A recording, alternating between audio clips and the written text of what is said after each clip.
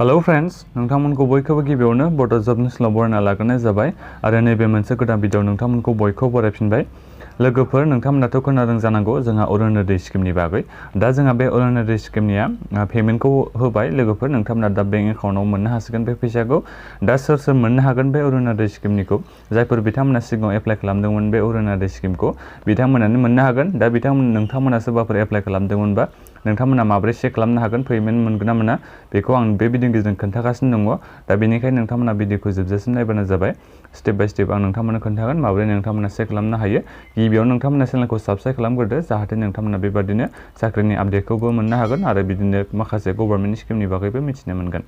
दा नोंथांमोना बेखौ चेक खालामनो थाखाय गिबियावनो गुगोलाव नोंथांमोना सार्च खालामबानो जाबाय अरुणोदय होननानै।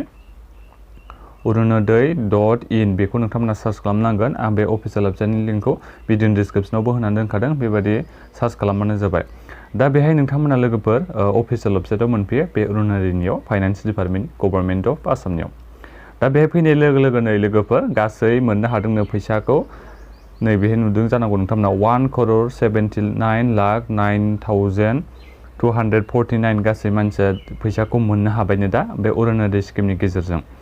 दा बेखाय नोंथांमोनाबो चेक खालामनो हासिगोन दा माबोरै नोंथांमोननि पेमेन्ट हाबगोन ना हाबा बेखौ नायनो थाखाय नैबे भिउ स्टेटास बे थांनानै नोंथांमोना नायनो हागोन।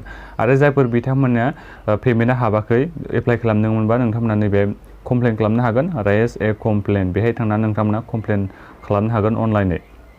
ओमफ्राय साबमिट ग्रेभेन्सबो नोंथांमोना साबमिट खालामनो हागोन। ओमफ्राय स्टेटासखौबो नायनो हागोन, गावनि स्टेटासखौ बे एप्लाइ खालामनायनि रेजिस्ट्रेसन नाम्बारखौ होनानै नोंथांमोना गावबा गावनि स्टेटासखौ चेक खालामनो हागोन, पेमेन्टआ हाबगोन ना हाबा एबा माबाफोर प्रब्लेम जादोंबा बे स्टेटासआव नायनानै मिथिगोन आरो। दायो नैबे थांना खोन्थानोसै आङो भिउ स्टेटासआव सोर सोरनिया फैसा हाबदों आं बेखौ नोंथांमोननो खोन्थानि। बेहाय फैनाय लोगो लोगो नोंथांमोना गासै जोंहा आसामनि सिङाव 33टा डिस्ट्रिक्ट दङ। बे 33टा डिस्ट्रिक्टनि गासिबावबो माने अरुणोदय स्किमाथ' सोलियो नालाय। दा नोंथांमोना बबे डिस्ट्रिक्टनि बेखौ गावबागाव थांनानै नायबानो जाबाय। जेरै बाक्सानिया नोंथांमोना बाक्सा डिस्ट्रिक्टनिबा नोंथांमोना सोरबाफोर एप्लाइ खालामदोंमोनबा नैबेहाय नैबे सिरसिन नुदोंना नोंथांमोना बेहाय थुना होबानो बे बाक्सा डिस्ट्रिक्टनि गासिबो मानसिनि फैसा हाबगोना एबा हाबबायबा बिथांमोना गासिबो चेक खालामनो हागोन आरो सोर सोरना हाबगोन सोर सोरना हाबा। नोंथांमोना जुदि बेहाय फैदोंबा अब्ला नोंथांमोना फैसाखौ मोनगोन आरो। थिग बेबायदिनो नैबेनो चिरांनियाबो नोंथांमोना बेहाय थुनानै नायबानो जाबाय। काछार बङाइगावनाबो नैबे नोंथांमोना बङाइगावनि सिटियाव थुनानै नायबानो जाबाय नोंथांमोननि पेमेन्टआ हाबगोन ना हाबा। आरो हाबगोनबाबो सोर सोर मानसिना हाबगोन बेखौ नोंथांमोना नायनो हागोन। डिटेल्स नामा होनाय दङ आरो, जेरै क'क्राझारनि दङ, सनितपुर दङ, उदालगुरिनि दङ। आं नोंथांमोननो क'क्राझारनिखौ थुना खोन्थानि। नैबे क'क्राझारना आं नैबे थुनानै नोंथांमोननो सोर सोरनि हाबगोन आं बेखौ बेहाय थुना होबाय। नायनि दा सोर सोरनि हाबगोन बेहाय। दा बेहाय नै लोगोफोर नामफोरखौ नोंथांमोना नुबाय, बिथिं दङ IPSC कड दङ, ओमफ्राय LSA दङ, ओमफ्राय नै बिथिं नामा दङ, ओमफ्राय बिथिं रेजिस्ट्रेसन नाम्बार दङ, बेंकनि नामबो होनाय दं बिथिं लोगोफोर। बे जाबाय जोंहा पेमेन्टआ हाबगोन बियो। नोंथांमोना बिथिं नायनो हागोन नै गासिबो मानसिनि दङ। बेहाय क'क्राझार डिस्ट्रिक्टनि सिङाव थानाय सोर सोर मानसि एप्लाइ खालामदों बे गासै पेमेन्टआ दंजोबो। नैबेहाय नायनो हागोन नोंसोर गासै टटेल पेजआ लोगोफोर 40टा दङ। दा बेखौ नोंथांमोना नायलांबाय थानो थाखाय नैबे नेक्स्टआव थुना होनांगोन। नैबे नेक्स्टआव नामखौ नागिरनो थाखाय नेक्स्टआव नोंथांमोना थुना होबानो जाबाय। बिदिनो नोंथांमोना नामखौ नागिरदो गावबागाव। क'क्राझार डिस्ट्रिक्टनिखौ आं नोंथांमोननो एग्जाम्पल महरै खोन्थाबाय। गुबुन डिस्ट्रिक्टनिबा जेरै चिरां, बाक्सा, उदालगुरि, सनितपुर नोंथांमोना गासिबो चेक खालामजोबबानो जाबाय डिस्ट्रिक्ट बाय डिस्ट्रिक्ट। बेबायदिनो नामखौ नागिरलांबाय थादो, नेक्स्टआव थुबावबानो जाबाय नोंथांमोना नामखौ नागिरलांबाय थानो थाखाय। गासै पेजआ लोगोफोर 40टा दङ। दा बेहाय बेखिनियानो लोगोफोर नोंथांमोनथ' आं खोन्थाजोब्बायानो गासिबनिबो माबोरै नोंथांमोना चेक खालामनो हायो। बाक्सानिया नैबे थांनानै चेक खालामबानो जाबाय।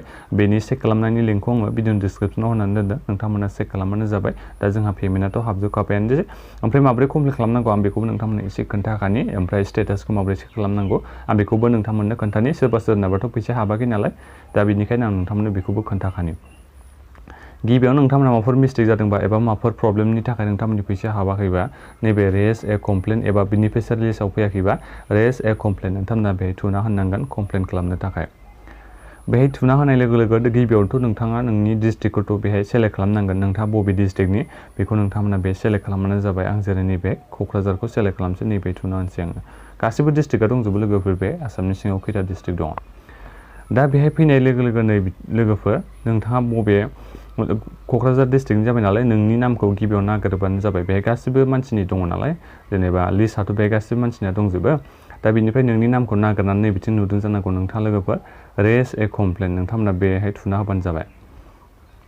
बेहाय रेज ए कमप्लेनाव थुना होनाय लोगो लोगो गिबियावनोथ' मोनसे कमप्लेन फर्मखौ नोंथांमोना फिलआप खालामनांगोन। आं बेखौबो नोंथांमोननो खोन्थानि नोंनि एप्लाइ खालामनायनि नामा मा मबाइल नाम्बारखौ मा होदोंमोन बेखौ होदो, डिस्ट्रिक्टखौ सेलेक्ट खालामदो, इमेल दंबा इमेल होदो, होआबाबो जागोन बे स्टार मार्क गैया नालाय। ओमफ्राय एड्रेसखौ लिरदो, बेहाय पिन क'डखौ लिरदो जायगानिखौ। बिनिफ्राय नन एलिजिबिलिटि रिजन, मानि थाखाय नोंनिया बे प्रब्लेमा जादों बेखौ नोंथांमोना सेलेक्ट खालामनांगोन। रिजना मानि थाखाय नोंथाङा प्रब्लेमा फैसाखौ मोननो हायाखै नोंसोर बेखौ नायनो हागोन।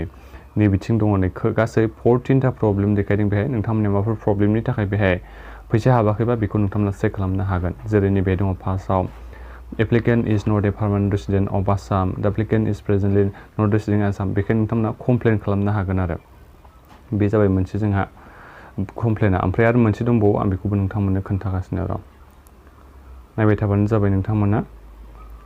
स्टेप बाय स्टेप आं मोनसे भिडिअ नोंथांमोननो खोन्थाखानि। साबमिट ए ग्रेभेन्स, नोंथांमोना बेहाय थुना होबानो जाबाय साबमिट एन्ड ग्रेभेन्स।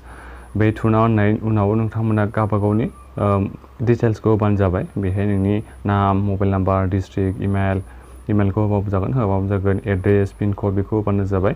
बिनिफ्राय कमप्लेन होनो सानदोंबा एबा साजेसन माबा मोनसे होनो सानदोंबा, जुदि नोंथाङा कमप्लेन होनो सानदोंबा नैबे कमप्लेनाव थुबानो जाबाय। कमप्लेननि थुनाय उनाव मानि थाखाय नोंथाङा कमप्लेन होनो सानदों नैबे लिरबानो जाबाय। 2000टा मेक्सिमाम वार्डखौ नोंथांमोना लिरना हरनो हागोन बेहाय। ओमफ्राय जुदि माबाफोर प्रब्लेम देखायदोंबा बेखौ नोंथांमोना फट' साफायनानै फाइल बानायनानै आपल'ड खालामना होबानो जाबाय। बेहाय मेक्सिमाम फाइलनि साइजआ 4 MB। जुदि नोंथांमोननियाव माबाफोर जायाखै होननानै बे माबा फैदोंबा नोंथांमोना बेखौ नैबे बे जायनि माबाखौ डकुमेन्ट्सखौ माने प्रिन्ट आउट खालामनानै बेखौ आपल'ड खालामबानो जाबाय। नोंथांमोना माने स्केन खालामनानै बेखौ आपल'ड खालामना होबानो जाबाय। कमप्लेन जाबाय आरो बे। अब्ला ओमफ्राय नैबे होखांनायनि उनाव साबमिट योर ग्रेभेन्स एप्लिकेसन बेहाय होबानो जाबाय। अब्ला नोंथांमोननि बे प्रब्लेमा सल्भ जागोन। जायफोर बिथांमोना पेमेन्टखौ मोननो हायाखै नोंथांमोना देखायबानो जाबाय मा मोनसे प्रब्लेम जादों। ओमफ्राय डाइरेक्ट नोंथाङा नोंनि स्टेटासखौ नायनो थाखाय भिउ बेनिफिसियारि स्टेटास बेहाय थांनानैबो नायनो हागोन। आं दायो नोंनो बेहाय थुना होनोसै। गावबागाव रेजिस्ट्रेसन नाम्बारखौ थुनानै बेहाय माने नायनो हागोन आरो नोंथांमोना। जेरै गिबियावनोथ' नोंथांमोना नैबे डिस्ट्रिक्टनि नामखौ होनांगोन। नैबे थुनानै गावबागाव डिस्ट्रिक्टआ मा बेखौ नोंथांमोना बेहाय थुना होबानो जाबाय। गासिबो डिस्ट्रिक्टआ दंखायो, बे क'क्राझार सेलेक्ट खालामबाय।